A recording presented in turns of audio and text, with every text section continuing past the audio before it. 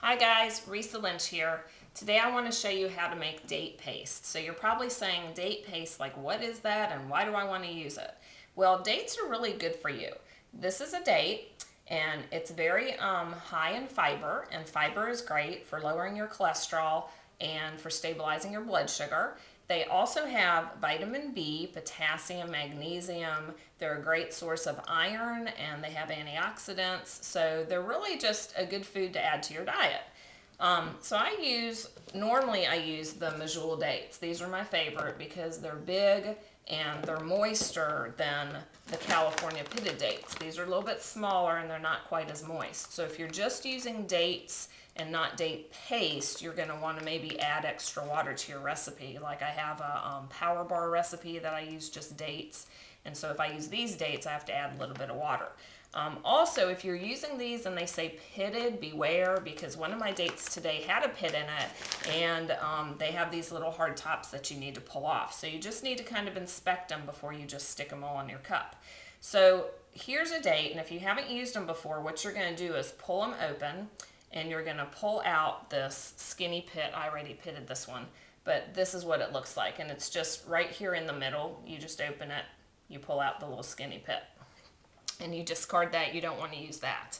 So the way you make this date paste is, for one recipe, it's a cup of dates and 2/3 cup boiling water, and I'll have the recipe below my video, so you don't have to worry about writing that down right now.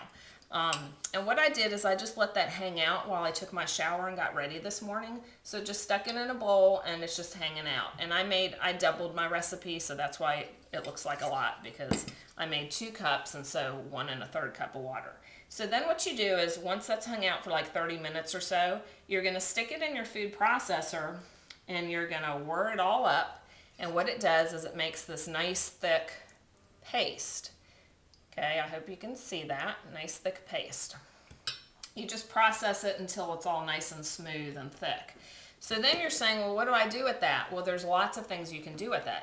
Number one is, I always buy the plain Greek yogurt, which of course if you eat it by itself, it's like really, just sour, and who wants to eat that? So you add a little bit of this date paste. Now just add a little bit, mix it up, and if you need more, add a little bit more, because it's really sweet. Dates are just naturally sweet. So if you just want something sweet, but you don't want to bust out the M&Ms because that's not good for you, you could always just grab a couple of dates and eat those, because they're so good for you.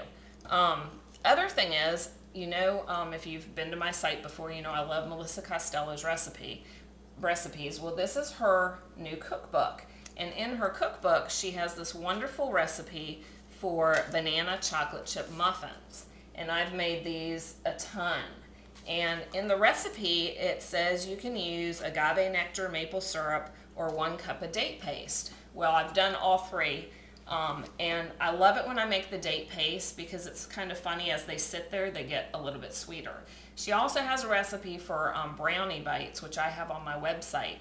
And again, you can use agave nectar, maple syrup, or you can use your date paste. And so most of the time, if I have it, I'll use a cup of my date paste. So you can use it in baking, you can use it in your yogurt, and there are lots of other places you can use it. So once you make it up, I just stick it in a glass jar. So I just save my jars from different things you buy from Olives or whatever, and I stick it in a glass jar and just pop it in my fridge, and it can just hang out in there for a couple of weeks or more, and it's just perfectly fine, and then it's ready to use when you need it.